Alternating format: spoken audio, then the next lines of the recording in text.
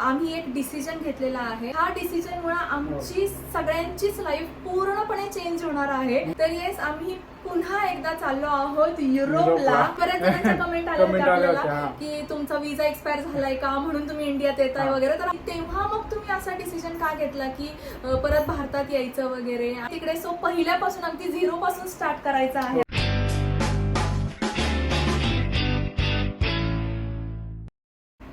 Hi hello नमस्कार, मी शिवानी, मी विक्रांत, मी किका. तुमच्या सगळ्यांचं स्वागत करतो आमच्या नवीन ब्लॉग मध्ये. सो आजचा व्हिडिओ जो आहे हा आमच्यासाठी खूप जास्त इम्पॉर्टंट आहे आणि खरं तर आम्ही एक डिसिजन घेतलेला आहे आणि तोच डिसिजन आज आम्ही तुमच्याबरोबर शेअर करणार आहोत. सो खरं तर हा जो डिसिजन आहे ना, ह्या डिसिजनमुळे आमची सगळ्यांचीच लाईफ पूर्णपणे चेंज होणार आहे. आपण म्हणतो एकदम 360 डिग्रीने चेंज होणार आहे आपली लाईफ. तर येस, आम्ही पुन्हा एकदा चाललो आहोत युरोपला, स्वीडनला. आणि खरं तर तुम्हाला सगळ्यांना माहिती होतं की आम्ही स्वीडनला, युरोपला पूर्णपणे टाटा बाय बाय करून आपण कायमचं भारतात आलो होतो आणि सगळंच म्हणजे नाही का तिकडच्या सगळ्याच गोष्टी सोडून आपण आलो होतो. आणि आता जवळपास भारतात येऊन आम्हाला 6 महिने होत आलेले आहेत आणि आम्हाला हा डिसिजन घ्यावा लागतोय. आणि खरं तर हा डिसिजन घ्यायला आपल्याला खूप जास्त अवघड गेलं, नाही का? हो. आणि खरंच पुन्हा स्वीडनला जाणं, पुन्हा युरोपमध्ये जाणं हे आमच्यासाठी खूप अवघड होतं हा डिसिजन घेणं.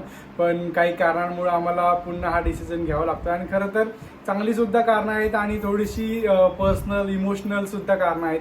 सो त्यामुळे हा डिसिजन आम्ही पुन्हा घेतोय आणि आम्ही पुन्हा एकदा स्वीडनला जातोय. आणि खरं तर सगळ्यांनाच माहिती आहे की आपण सगळं सोडून खरं तर युरोपला टाटा बाय बाय करून भारतात आलो होतो. आणि भारतात येऊन आता आम्हाला 6 महिने झालेले आहेत.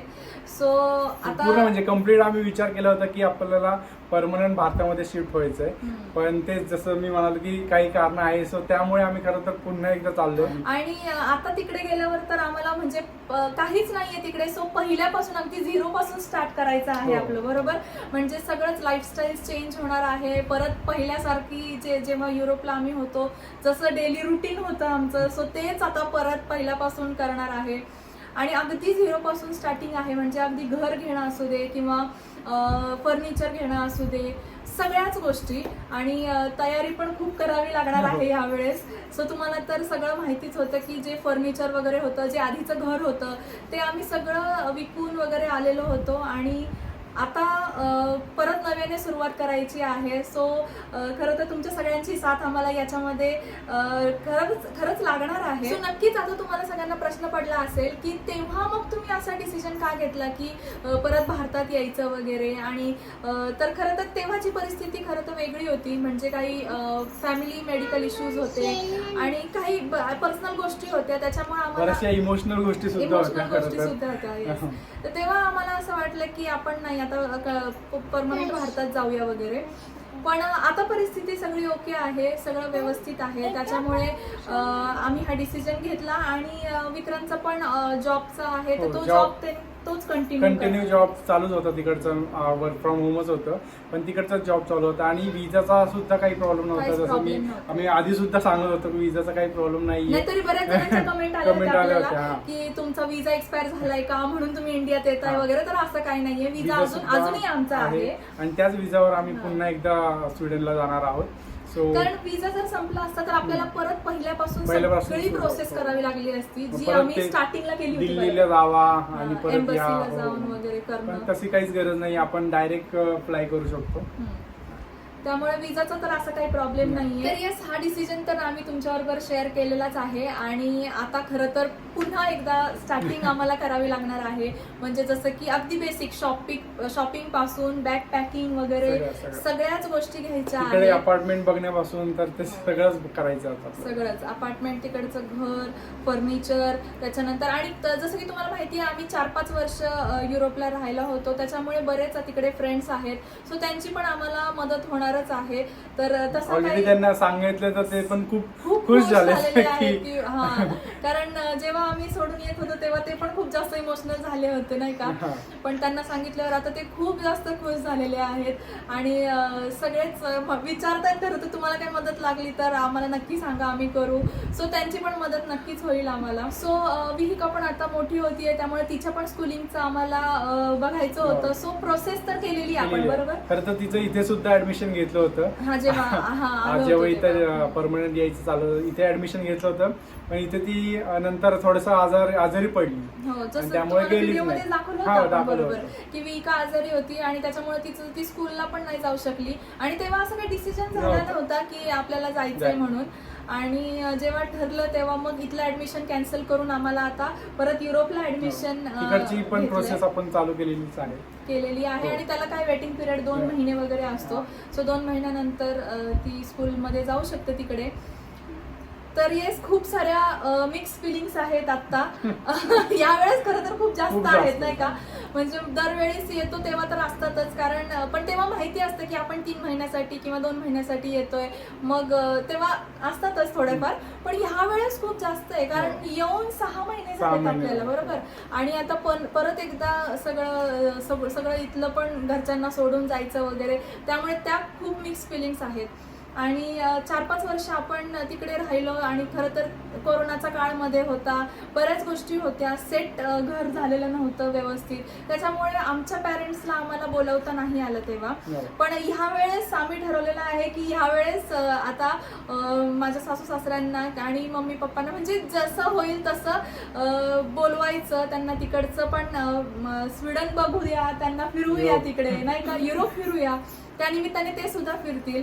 तर ह्या सगळ्या गोष्टी जर पुढे पुढे घडत जाणार, बरेच प्लॅन्स आहेत वेगवेगळे. आता एक डिसिजन झालं की पुढे सगळे प्लॅन्स वाढत जातात. सो तसं झालेलं आहे, त्यामुळे आता बघूयात एक स्टेप आपण करत जाऊयात. आणि आमची, जसं मी तुम्हाला स्टार्टिंगलाच म्हटलं की आमची लाईफस्टाईल अख्खी चेंज होणार आहे.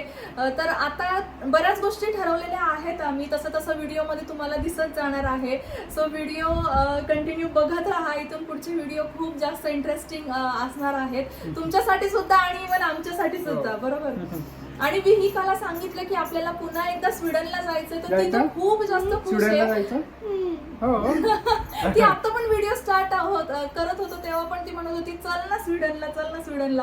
सो तिला आठवतंय आणि अजून पण नाही का तिकडचे फ्रेंड्स वगैरे, तिकडच्या सगळ्या गोष्टी तिला आठवत आहेत अजून. सो इकडे येण्याचं खरं तर मेन रिझन आमचे पॅरेंट्स होते. खरं तर थोडेसे हेल्थ इश्यू होते, तो त्या कारणामुळे आम्ही डिसिजन घेतलं होतं इकडे येण्याचा.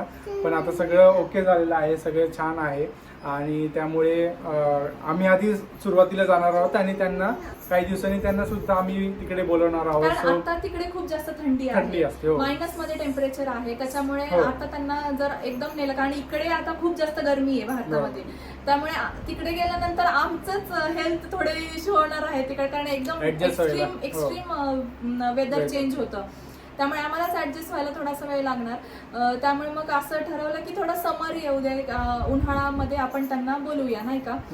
आणि समरमध्ये छान बाहेर फिरता सुद्धा येतं आणि बऱ्याच गोष्टी त्यांना एक्सप्लोर करता येतील. आणि सगळी जाण्याची तयारी तर आता चालू होणार आहे आता, आणि खूप जास्त एक्साइटमेंट आहे, जशी पहिल्या वेळेस होती अगदीच तशीच एक्साइटमेंट आहे नाही का. आपण तरी बऱ्याच वेळा गेलेलो आहे, पण ही एक्साइटमेंट काहीतरी वेगळीच आहे.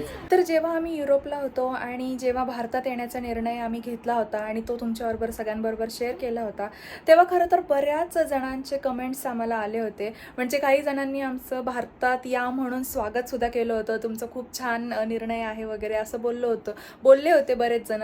आणि म्हणजे अर्ध्या जणांच्या कमेंट अशा सुद्धा होत्या की नाही, तुम्ही अजून तिथे थांबा, तुम्ही यंग आहात, अजून छान सेविंग करा, अजून छान कमवा आणि त्याच्यानंतर तुम्ही इकडे येण्याचा निर्णय घ्या, अशा बऱ्याचशा कमेंट होत्या. सो त्या कमेंट वाचून आम्हाला खरंच खूप छान वाटलं होतं, एक सगळ्यांचा काय म्हणतो आपण एक आधार वाटला होता.